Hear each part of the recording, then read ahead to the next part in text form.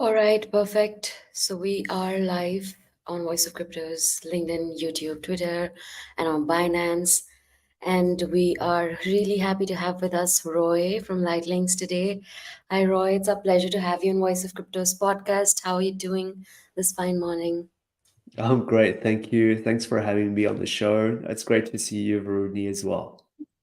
Thank you so much. It's great to see you too. And we're finally happy to have LightLinks on our podcast. And as our viewers already know, we every Wednesday or Thursday we get some really exciting guests from this space, and we recently started something called Voices of Web3, where we bring in the top voices from the Web3 blockchain crypto space. And Roy, you being one of them, we're glad to have you here today so that we can talk about all things exciting that are coming up in the Web3 blockchain space, as well as the future of Layer-2 solutions and DeFi in general.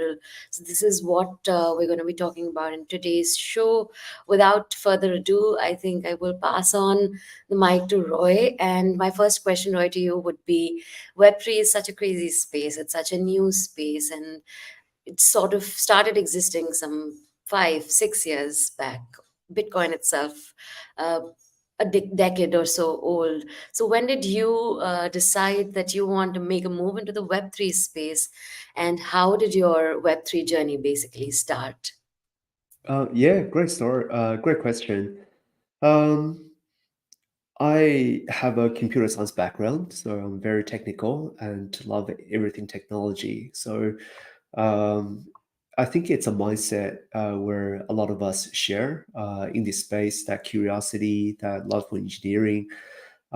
So as a kid, you would always pull apart alarm clocks, right, to see how they work.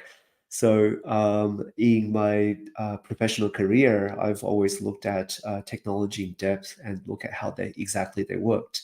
And in 2012, when I first time I heard of Bitcoin, I went through the source code, the technical mindset behind the technology, and found it was one of the most amazing technology that I have ever seen in terms of how transactions are assembled into blocks, and then you calculate a mathematical proof for the block, and you place that proof in the next block of transactions.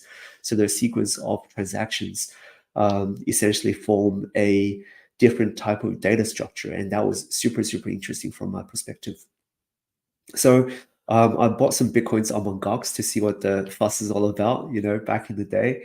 And luckily, I withdrew the bitcoins before the hack happened. And we're operating a video gaming community, video gaming social network back then, and we're just giving away bitcoins for fun as a reward for the moderators, because back then it was like monopoly money, right? Internet money.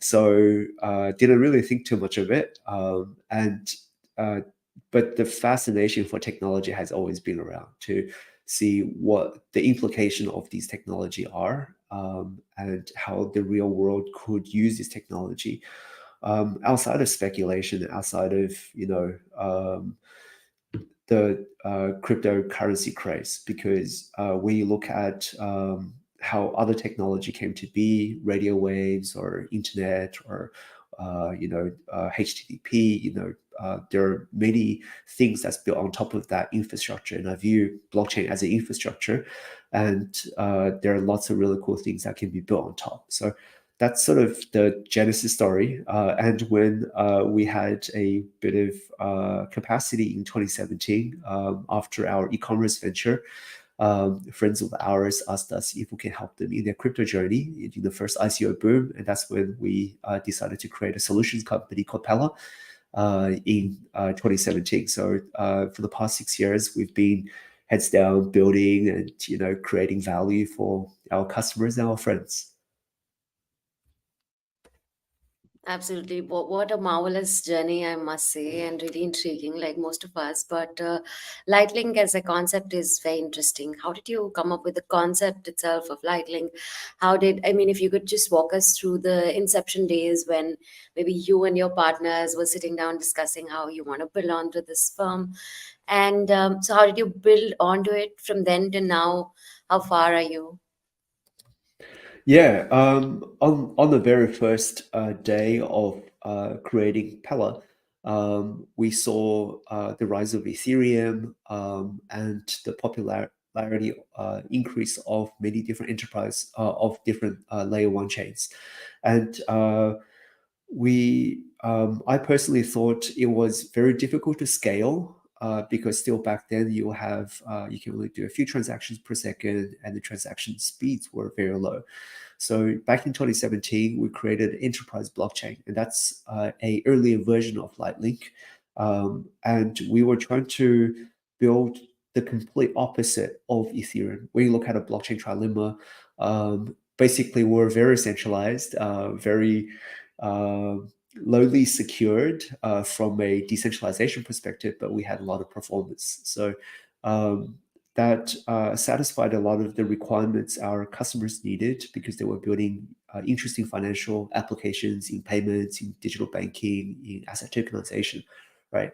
So as we started building those applications, then we saw the rise of DeFi, and that was really inspiring, right? That was almost like the second wave of like first time I saw the foundation technology of a ledger or of a DLT of a blockchain. That was truly inspiring. And then when I saw DeFi, it was another mind blowing moment, right? To go, wow, this technology is so cool. And as a disconnected blockchain that was in the enterprise environment, it was very hard to access that capability, that innovation. So when we were doing more and more NFT things on layer ones, we saw the tremendous gas spikes and costs and capacity issues. So when those concepts of layer twos were floating around, it was the best of both worlds. You know, it was more capacity, but also it could be interoperable and talk to the layer one world. And that's why we built Lightlink to be more scalable than layer one, but also more transparent, interoperable than enterprise blockchains. And we're addressing problems that we saw with our clients. We had large investment banks in Thailand. We formed this partnership with a large media company and building a metaverse. And those were all challenges we saw in the industry, and we didn't have the tool set to fix. So we just rolled our sleeves and go, let's build Lightlink. Let's build a layer to ourselves. Absolutely. So you did briefly talk about a few challenges that you faced as an entrepreneur. So when you looked at other entrepreneurs, and you mentioned that, and there were enterprises that were coming to you with problems, and that's how you came up with this interesting solution.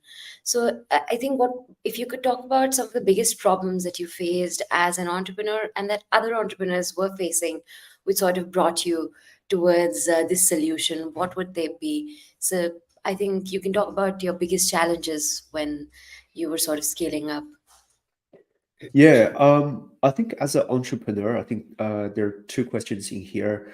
Um, I've been a technology entrepreneur for 17 years, right? So crypto isn't the my first role as a founder, as a CTO, as a CEO.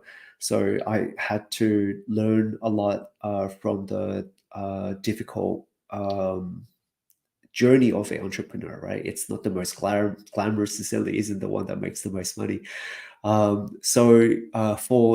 fellow entrepreneurs, firstly, if you haven't already, read the Lean Startup book, learn about finances, learn about management, try to understand a little bit more about what does it take to run a business, a sustainable, profitable business, and not a hobby. I think that's probably the biggest lessons that I've learned over my journey as a entrepreneur for a few different ventures.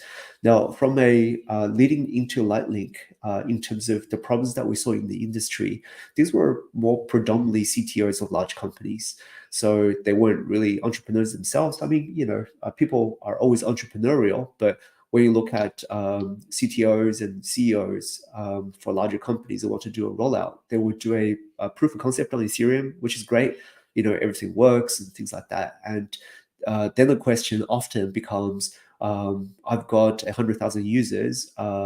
and they want to do 10 transactions each. How much is it going to cost me? So in a proof of concept environment, you can go, hey, if you were to deploy this on Polygon, it will cost 5 cents. If we deploy it on Binance, it will cost 3 cents, for example. Ethereum may be $1, but depends. It depends on the gas price. It depends on the gas limit. It depends on the price of the token at the time. So that quickly becomes, can you tell me if I have this capacity and I have this need, what does it cost for the next 12 months?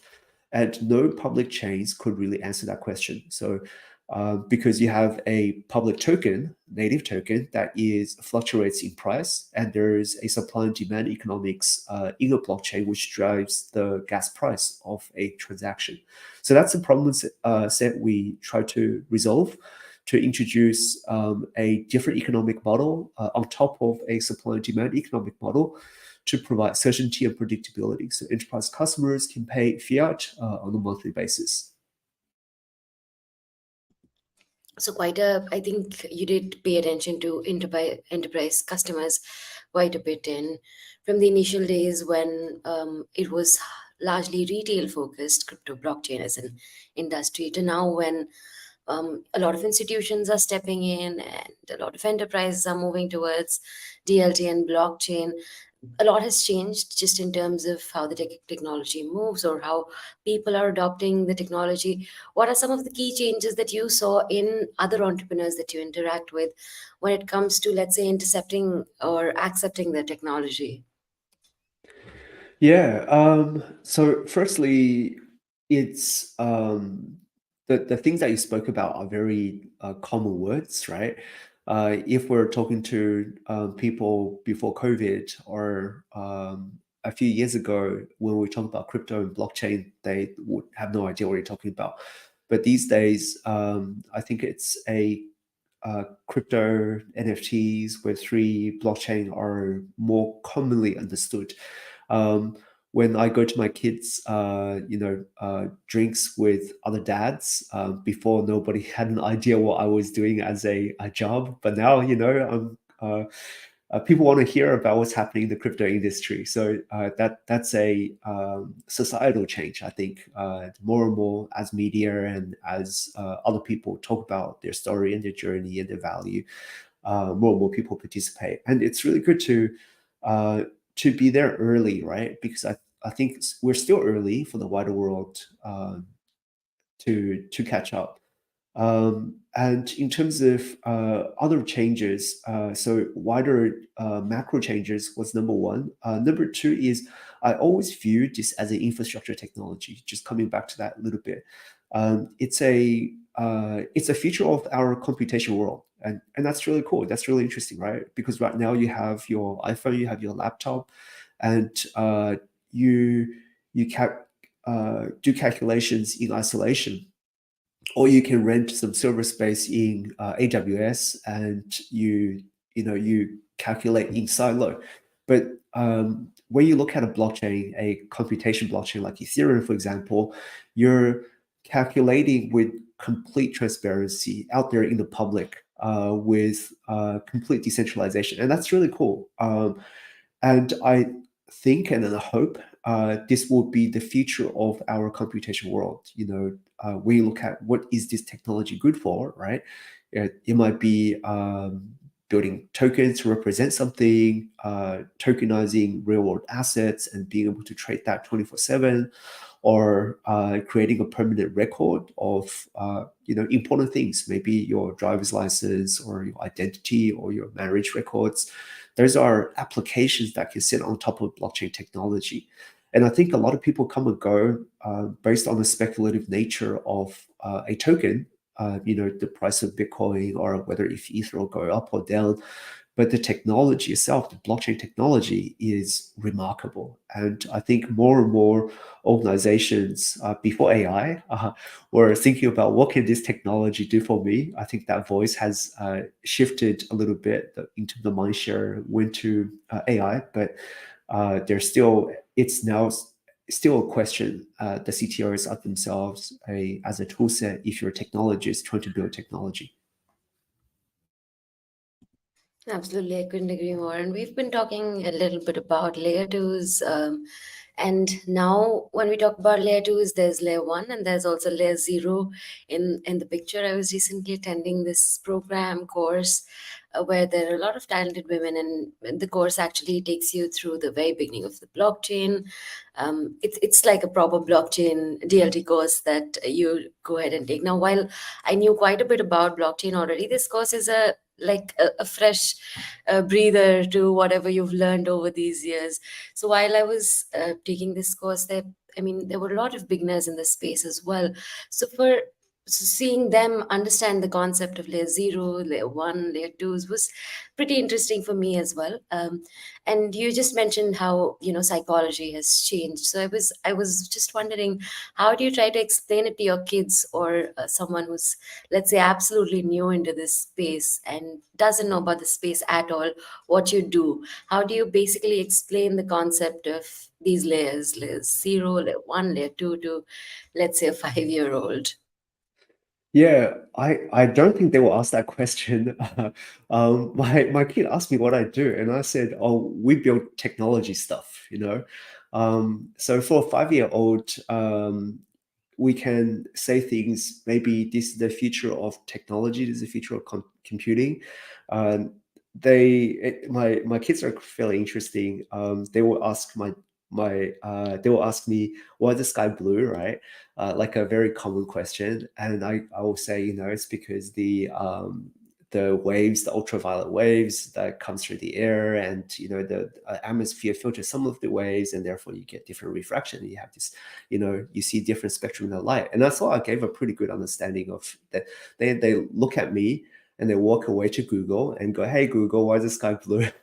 So um, their understanding of technology and what is native to them is fundamentally different to us, right? So when they grow up, their understanding of the internet, value, ownership, and how things are computed and proved, maybe are very different to how things are done today.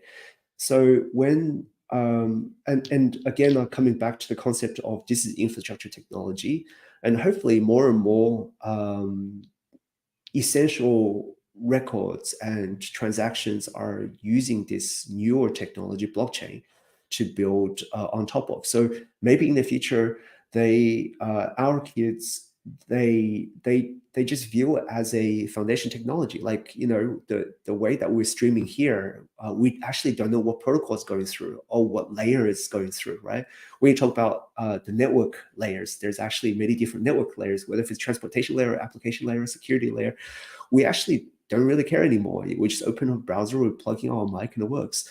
And similarly, for most of the infrastructure and protocols that we use in emails, in web browser, in chats, these are all different protocols. So in the blockchain protocol, I think in the future, probably it's going to be more and more abstracted away from us. Your Apple phone probably going to have a more secure chip, and it takes care of the cryptography and the different application layers. Your digital wallet, your Apple Pay, might route through layer zero, because this particular layer has a more favorable exchange rate. So I think, yeah, that's sort of where I see the future going. Absolutely. Talking about layer 2, since that is the topic of discussion today, in fact, there are quite a few native problems that layer 2 blockchains still face, and interoperability, I think, is one of them, has been for a really long time.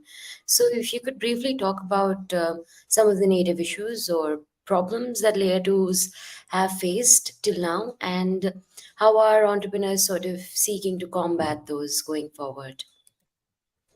Yeah, there are lots of problems, right? Like usability being one. The current Web3 world, largely, if you're minting an NFT, bridging over assets, or even doing simple things as asset transfer, opening up MetaMask, selecting USDC, copying the address through, and sending the transaction through, that process itself is absolutely terrible, right?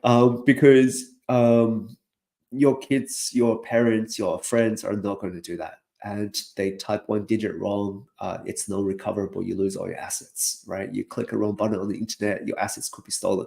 So the usability is absolutely terrible, and it's a wider uh, ecosystem industry challenge, and I think lots of really talented people are trying to solve. And for all those entrepreneurs out there, go and solve it. It'd be great if we could have a much easier way to transact in the blockchain world. Now, in terms of specific things that we solve from a Lightning perspective, we have something called a gasless enterprise mode. So from that perspective, when you have USDT, you send USDT, there's no need for a native gas token. And that's our attempt to increase usability a little bit more to map to the real world. So you don't need to go and buy Matic or BNB or Ether or whatever the native token is for a smart contract transaction to go through. And we saw that as a challenge because the current world in crypto, in blockchain Web3 is tiny. We look at crypto natives out there, right? There are only hundreds and thousands, tens of thousands of really heavy participants in this industry. We look at the size of the world, there are billions of people on this planet, and they all use payments. They all had problems to solve.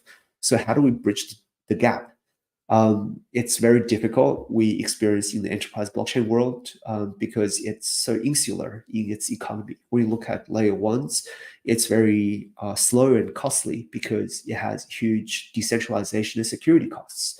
So that's where layer twos can step in and solve. So that's what we try to do by working, providing technology for enterprise applications, for enterprise customers to make use of, and then maybe they can bring on substantial users onto the Web3 ecosystem. And luckily, we've made good progress in that regard. So hopefully we can bring on millions of customers into this space. That is, in fact, the hope that all of us have. If you have to talk about it, and you already briefly spoke about some of the pain points that layer twos have, but if you have to look at a few competitors and chart out some pain points that they have, which sort of hinder onboarding newer customers or maybe retaining clients, what would they be, and how have you at Lightlink done that differently? Yeah, great question. I think Web3 by nature is very interoperable. So you have MetaMask, you click on a link on BNB Scan, and you can add Binance to your chain. You can go to Polyscan and click add Polygon to your chain, right? So using MetaMask and changing networks and jumping between different things, it's relatively easy. So it's very hard to retain users as you grow because you as long as incentives are offered elsewhere, there's another airdrop, there's another cool collection, there's speculative nature, it's very easy to take your assets and go somewhere else. So that ability to retain customers, and it's the same group of people going through the different chains, right? And that's what I was talking about earlier in terms of how can we break that cycle and bring more people into this space. So that's what we're trying to do, number one, in terms of having a more enterprise focus, building more enterprise foundations. Number two, having that non-linear payment model is really interesting because when you look at layer one, it's all about decentralization security. So the economic model in that equation has to be supply and demand, and it has to be token driven. But in the layer two, if then you question why does a layer two exist? Layer twos exist to scale layer ones, right? Like it's a very simple statement. So when you look at a scaling solution, if you copy exactly what layer one has into a layer two, it doesn't actually scale layer two. And one of the fundamental problem is its supply and demand model. So if you're still paying for Ether, uh, if you want to use an NFT ticket and you're still paying a native token for that ticket to go through, you will never achieve mass adoption. And enterprise customers would never use this technology. So all the public layer ones have this native token public chain issue, and we try to resolve that by for the enterprise mode, for gasless mode, potentially you can use a monthly payment as opposed to a native token, and therefore the customers of yours, and you are paying on behalf of customers already with a more predictable manner, so your customers don't need to pay gas. And it might be something very small from a customer perspective, but the usability element, and that's why I said the usability is the biggest challenge, right? The usability increase is substantial because it maps to a real world exercise. You take out your NFT for a ticket, you scan that ticket, your ticket becomes unused to used and done. It should be as simple as that. Absolutely, that does make a lot of sense. If we talk about the DeFi space, 3 years back, the DeFi space was booming and TVLs was skyrocketing. At this point, however, owing to the larger bearish blues that we sort of faced as a market in the last 1 year or so.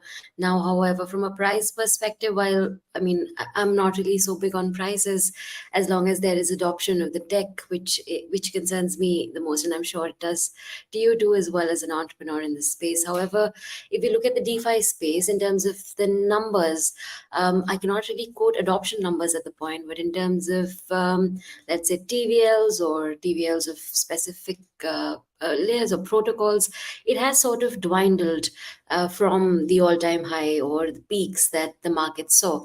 So this is also largely due to the psyche or the sentiment, which at the moment remains a little bit bearish.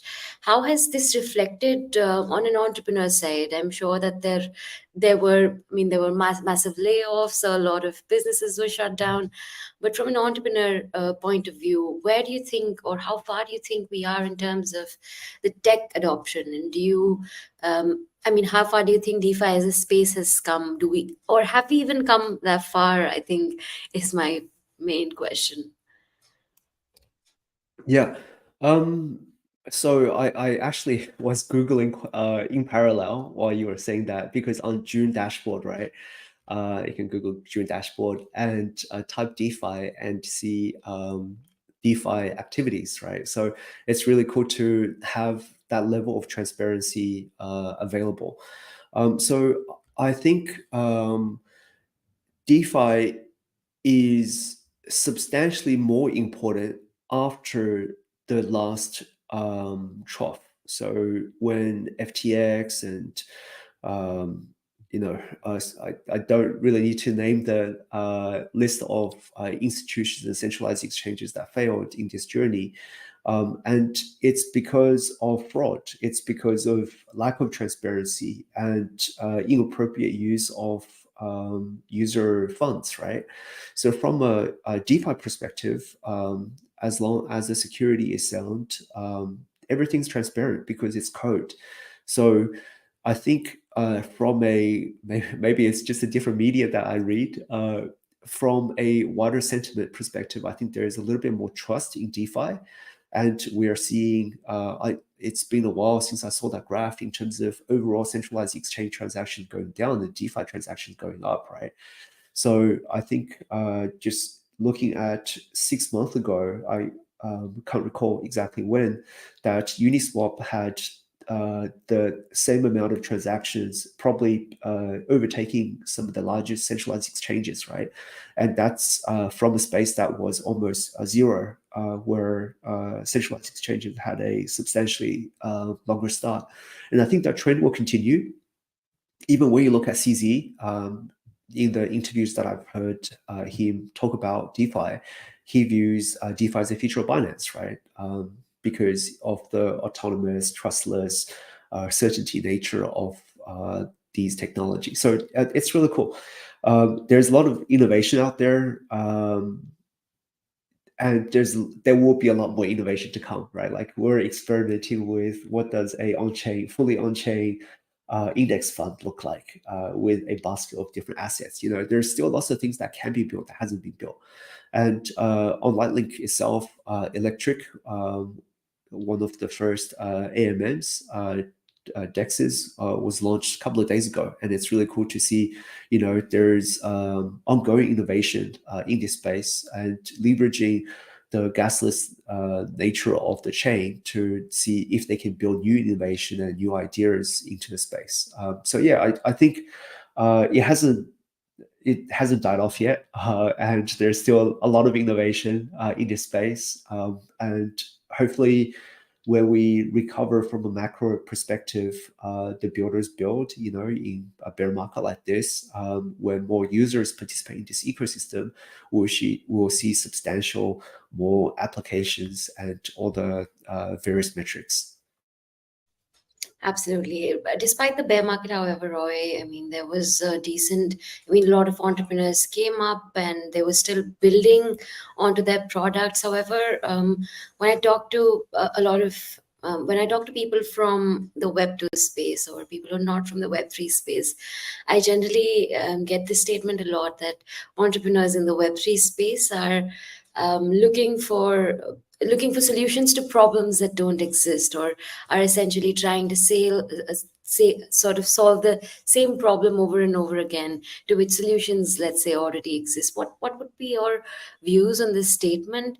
And how do you yourself differentiate from enterprises that are actually about to do good, or would be or are working on legitimate solutions, versus, let's say, just noise? Yeah, yeah, we saw heaps of that during the NFT boom, right? In terms, I think that's a great example of what you're talking about in terms of let's launch a TK collection of adjective animal, and let's get people to speculate and make money, right? So we saw in that hype, many people came and went in that space, um, and it can't be sustained. It's it's a behavior, I think, that we would see in different cycles, in different technology, in different times of our lives, and it will come and go. But in terms of building things that looking building things looking for solutions, it's right. I think there's a lot of people, entrepreneurs that want to create value and capture hype, and then maybe they can monetize hype, right? So, like I said, it's always going to be around.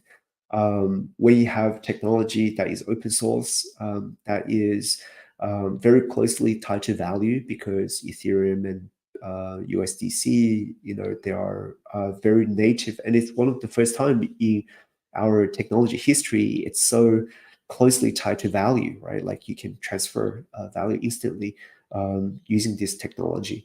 But what we're trying to do a little bit differently is listen to our customers, because we've been building solutions, whether if it's in manufacturing or supply chain or payments or identity or public transportation. Try to listen to them and see these are the limitations that you have and concerns you have. Let's invest into this technology, try to address the concern you have. So that's how we came to be, like that. We're solutions first. We're launching in conjunction with our partners, try to solve their problems.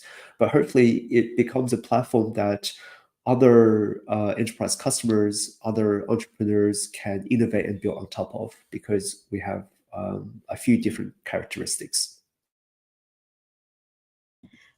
Also, Roy, in the Web3 space, one problem that entrepreneurs have been facing, and hear it from me because we've been facing it too, that it's, even though you generate revenues, it's really difficult to flip profits at the moment. I mean, so how have you at Lightlink managed sort of, let's say, to pump revenues while also building what you're trying to build, and sort of onboarding more new users, while also having like a constant flow of income or stream of revenue? How has that acted for you, and what would be your key tips to entrepreneurs to, let's say, sustain revenues in this space? Right. Read the lean startup. Like I was saying earlier, learn how to run a business. I mean, for a first-time founder, which I'm not, but I'm saying for those first-time founders out there, business is easy, right? Understanding cash flow, profit and loss, having some accounting software, understanding a balance sheet, and the fundamentals of the business, right? Because doing something for a hobby or for speculation is very different to building a business. And LightLink's intent, while we will have a solutions arm, Pellar, we would have a innovations arm, but LightLink itself is a network. So hopefully the sustainable economy will look after itself.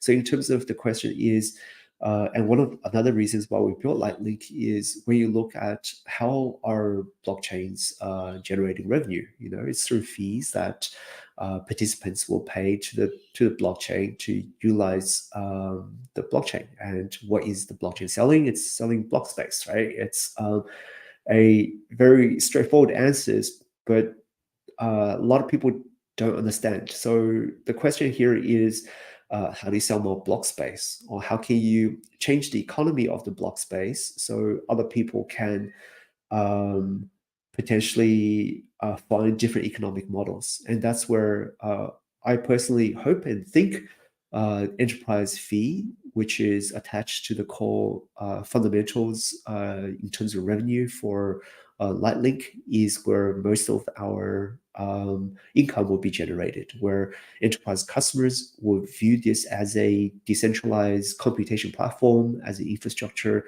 for their new endeavors, for their new online on-chain endeavors, and utilize this as a new type of AWS, right? And using a subscription model that they understand, pay the provider of this capacity in fiat. And that's, I think, it's a tried and true business model, has been demonstrated by many great businesses in the past. And I think and I hope it will work. Absolutely, those were some great tips on making money in the market. But you have been in the market, you've been in the tech space for almost 17 years, if I'm not wrong. The Web3 space, however, is full with entrepreneurs, builders, and it's great to see such enthusiasm from such young people. However, a lot of newbies in this space lack the sort of experience that hardens you as an entrepreneur. So, what are your, let's say, three top tips or tricks? You can of course say more than three or less than three also, it's just a number that I say. So what are your top let's say tips and tricks for young entrepreneurs in the Web3 space or just in the tech space? Yeah, great question. So I think number one, try to do good. Have a long-term view as opposed to a short-term view. Um, Especially in this industry where it's pseudonymous, whether and value is so closely a lot attached to the technology, you can flip some tokens and speculate, but that's not really a business. It's a little bit of a hobby. You can do that in the casino. You can go to you can buy even other types of equities or securities to have the same outcome. So I wouldn't actually say that is a entrepreneur, right? You can trade for a living, but that's a trader, right? So if you're an entrepreneur, try to do build a business. So fundamentals of a business, understand who you're selling to, what you're selling for, and what does the entire financial equation look like. And the most important thing is whether if you're adding value, right? So maybe it's purely speculative in that PFP that you created, but if your technology can make somebody's life easier, can make another business operate a little bit cheaper and faster, and can build something a little bit better, but not maybe a little bit, but 10 times better, right? So adding value, I think, would be a very important element in this equation. And then the third one is you just gotta keep on doing it, right? It's not an easy journey, right? It's you might be able to give up in 3 months, in 6 months, but if you do something long enough, you become good at it.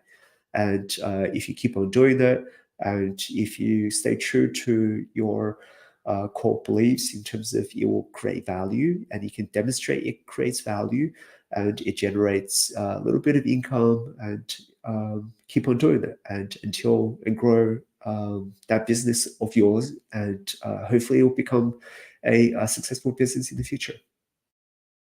Absolutely. Thank you so much for those tips. And my last and final question to you after this amazing 40-minute round of interview. And it didn't even feel like we've spoken for 40 minutes. Wish it would continue for longer. Nonetheless, my last question, I think, to you would be, we're almost heading towards the end of this year. Final quarter is in.